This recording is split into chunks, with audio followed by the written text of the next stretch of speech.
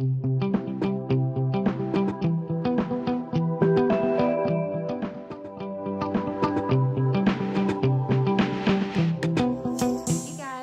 back. Today I'm filming my January faves and fails. I intend to do this every month insofar as my collection holds out. I mean, I do get things from BoxyCharm every month, so if nothing else, I can do some faves and fails of subscription boxes. So tell me, guys, you know, what you like, what do you think? Would you like to see strictly a subscription box faves and fails, or just monthly, or, you know, what do you guys like to watch? So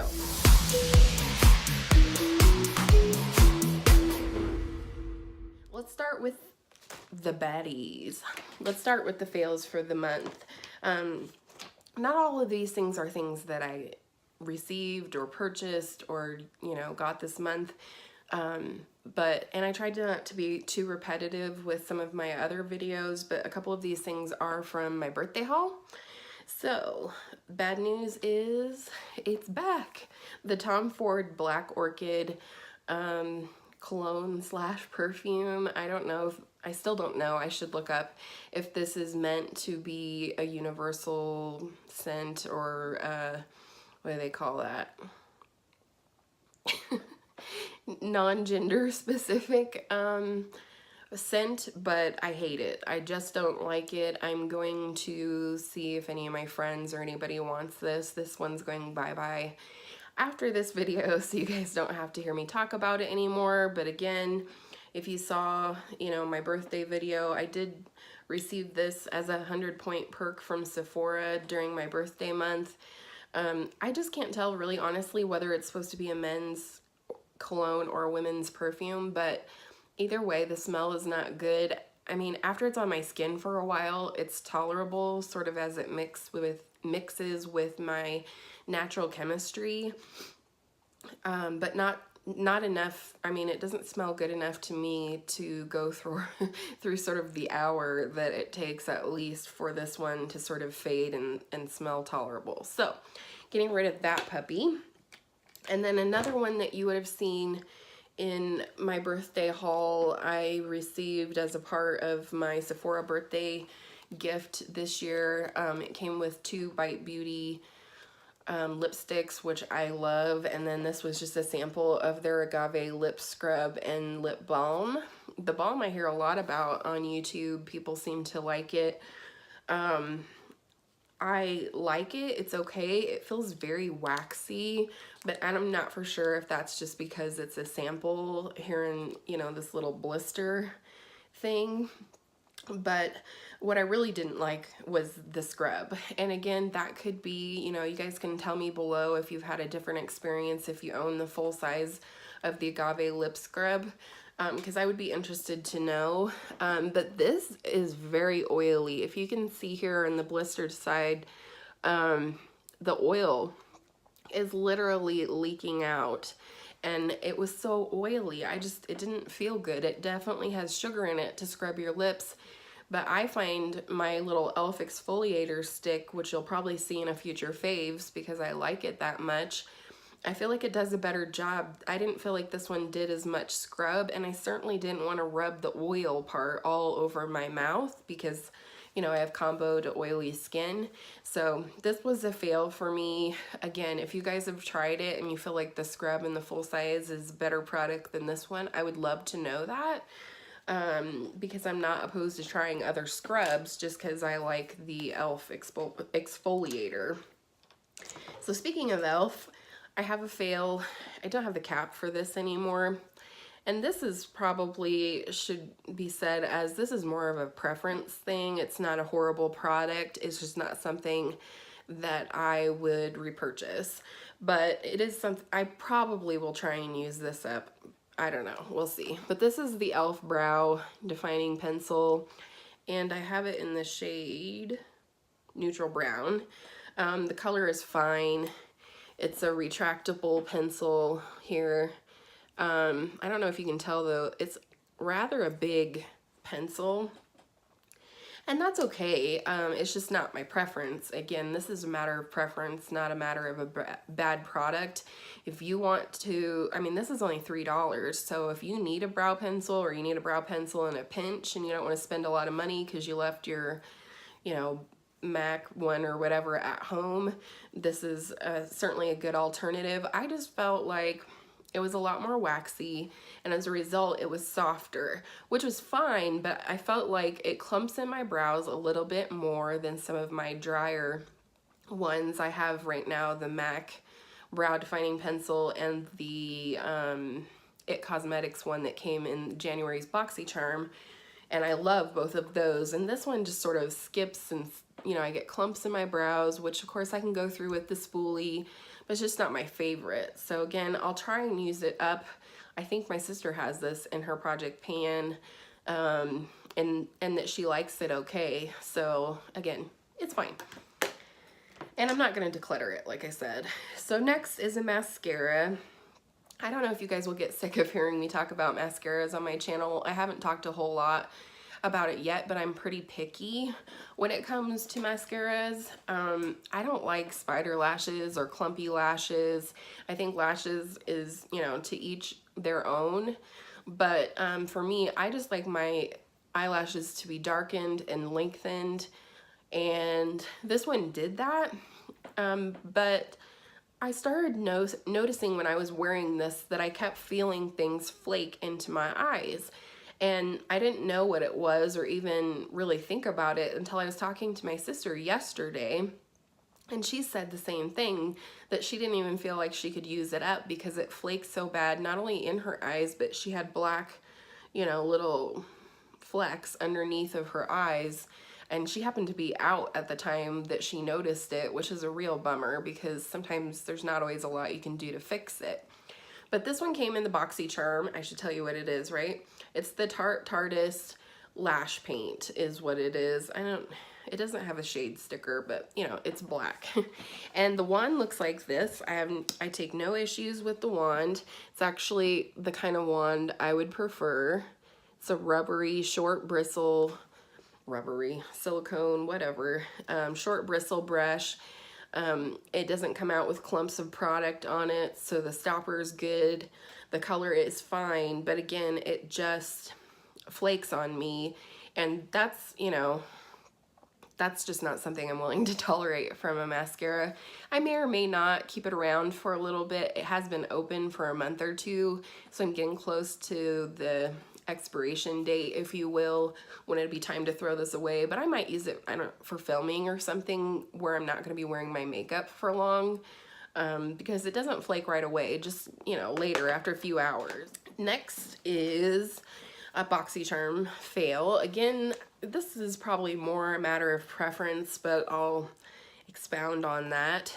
This is called the Real Her Be Fearless, Be Limitless Blush Kit. And this is what it looks like.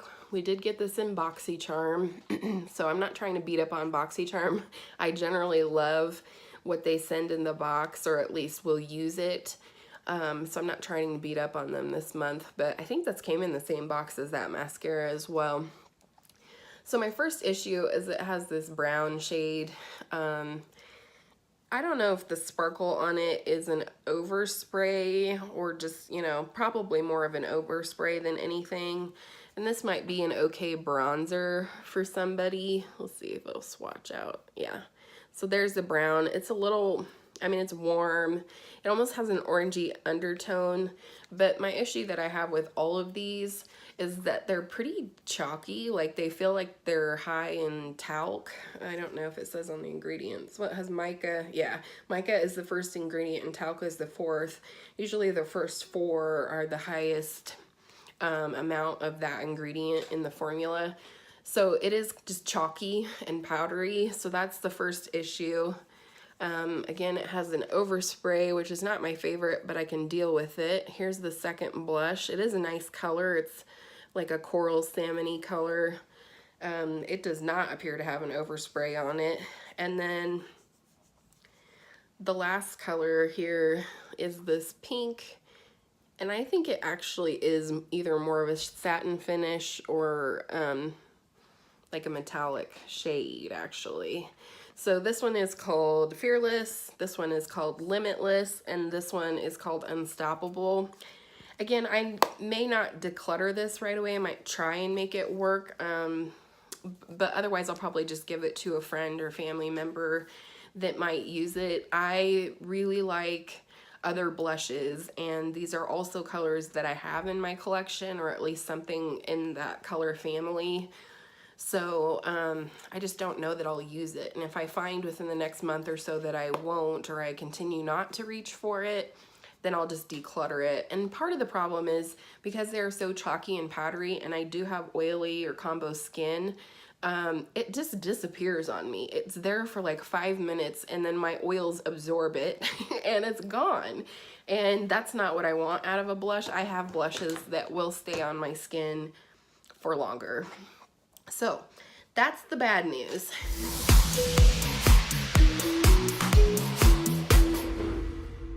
Good news, let's get to the fun part of the video, the faves. We'll get rid of this first one out of the way because it's bulky and it's taking up room in my tray. But these are the Shiseido facial cottons. I get these at Sephora. A good time to stock up on these would be during any time that they have the VIB sale where you can get 20% off. These are $10 a bag, but I find that they're well worth it. They have, how many do they have? Oh, 165 sheets. And I think you can get a small one where it's like just one row here. But I've had this for a few months now, and I would say I'm about halfway through it. I generally only use 1 to 2 of those a day. I use those specifically why I like them. I use them specifically to take off my eye makeup. What's great about these, they're so neat. I don't know if you'll be able to tell, but on the side here you can tell that it's layers and layers of soft cotton, and it's not quilted, which I like because I can find sometimes that those quilted regular cotton rounds that you can get at the drugstore are kind of scratchy as a result of the quilting technique that they use, and this doesn't have that. Also, you can see that they're thick and cushy, which I love. But the main reason I love these is they do not leave any lint or anything on my face, which is very frustrating, especially if I go in with a moisturizer right after. You know, then you're like getting the lint in your moisturizer, and it's just not fun. But also, I have my nose pierced, and I sometimes get those quilted cotton squares or even a regular cotton ball caught on my stud that I have in my nose, and this does not do that. I can go right over that without any worry of snagging it, and I've snagged it good a couple of times. So, but yeah, mostly I use to take my eye makeup off, and then I will clean around that area, and then I usually go in with a makeup wipe, and then I cleanse and blah blah. You guys will hear more about that in my nighttime skincare, which will be coming up soon. So yeah, Shiseido cottons, I think they go down to about $8 a package if you, again, stock up at the VIB sale, or if you have a 20% off coupon and you don't really need any makeup. So this next item I'm excited to report on, and it definitely falls under the category of YouTubers made me buy this, or YouTube in general. Everybody talks about this product. Not everybody, but you guys know what I mean. You hear about this a lot. Doesn't matter if people are drugstore fans or, you know, tend to talk about drugstore or high-end on their channel. It doesn't matter. Everybody talks about this. Everybody loves it. I've never ever heard a bad review, and there's a reason for it. This is the Laneige Lip Sleeping Mask. And I don't know if they have different scents or what, but this is a berry one. And actually, I think I talked about it in my birthday haul, but it smells like strawberry bubble tape, like that I used to eat when I was a kid. And I love this. It is so good.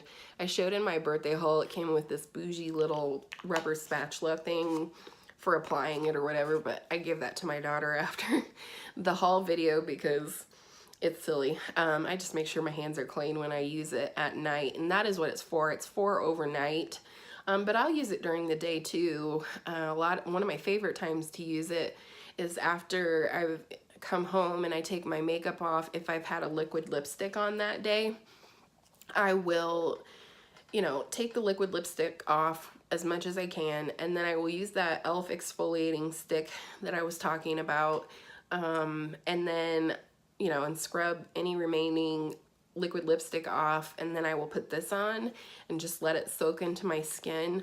Don't know if I'm crazy or not, but I literally feel like the next morning when I wake up after using this, my lips look plumper. And, you know, we can investigate. It doesn't have the ingredients on here, but we can investigate in the future whether this has any ingredients in it that might, in fact, you know, cause your lips to plump, like collagen or something. So more on that later, but I do love this and I use it every day.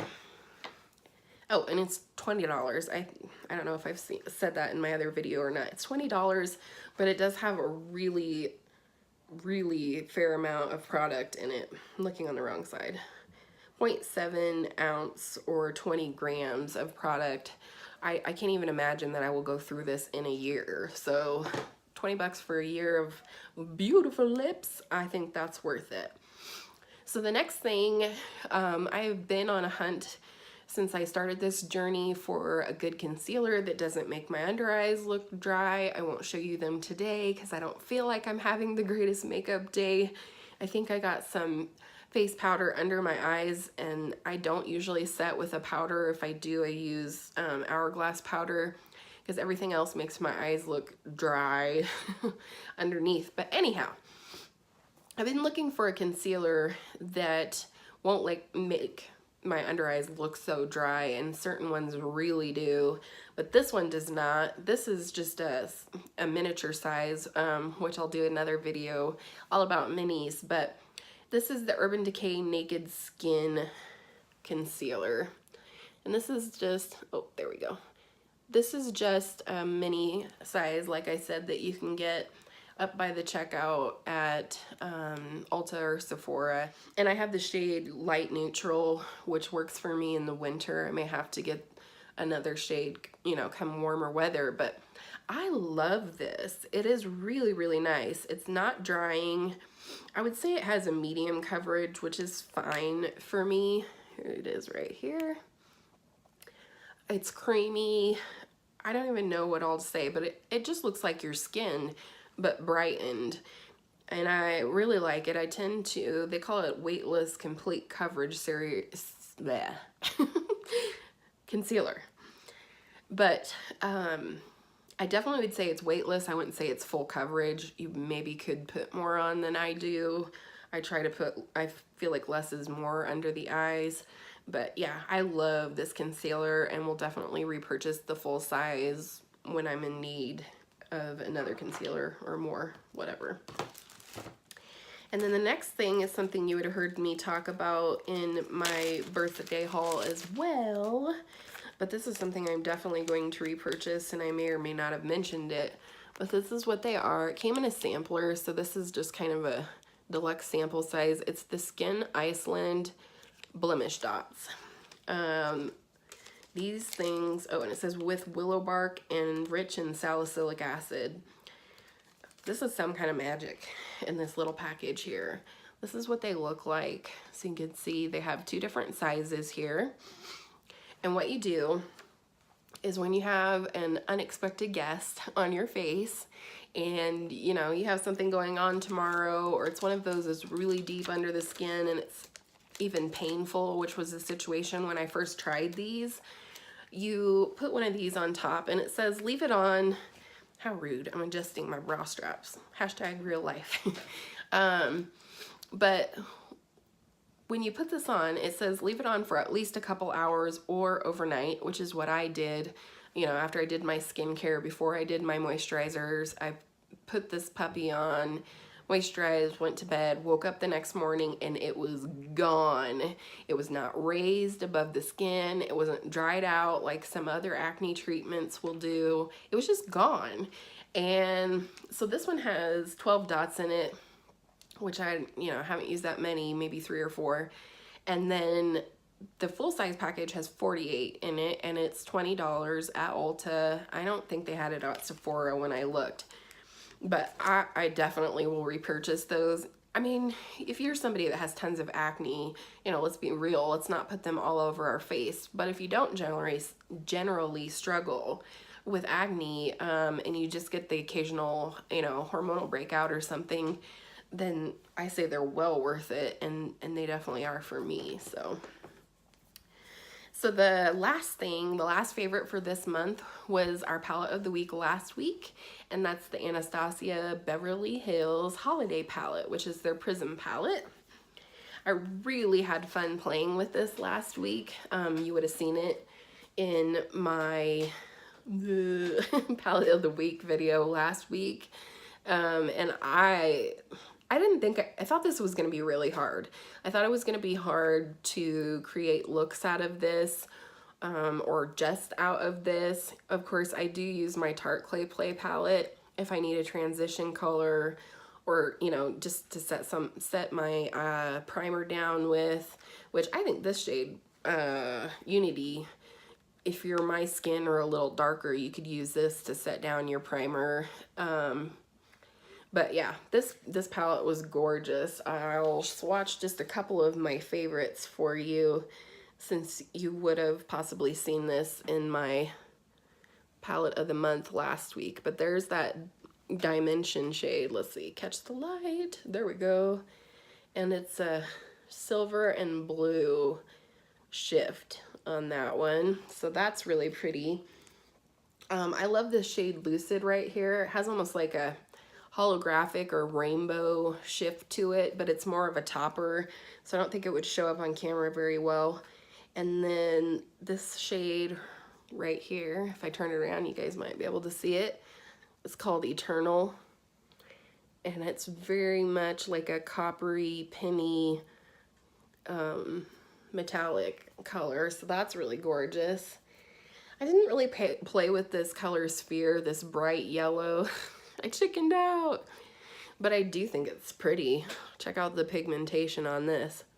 Oh, I think that would actually pair well with this Dimension, and then, you know, another cool shade, maybe this Osiris, which is also pretty. Let's swatch that one. I got a swatch arm, look at me.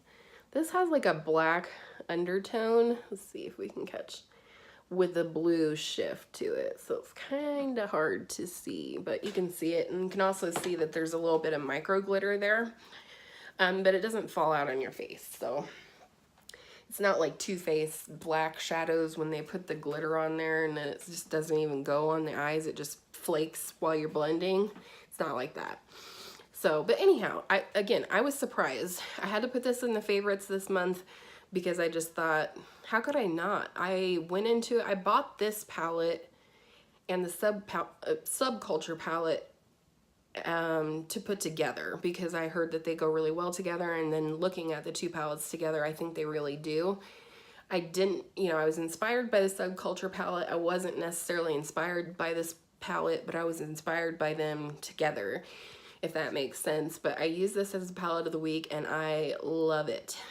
This shade is similar to the shade Bon Fresco in the Modern Renaissance palette, and I'm not mad about having two similar shades because it's gorgeous. It's that dusty rose color that I just love.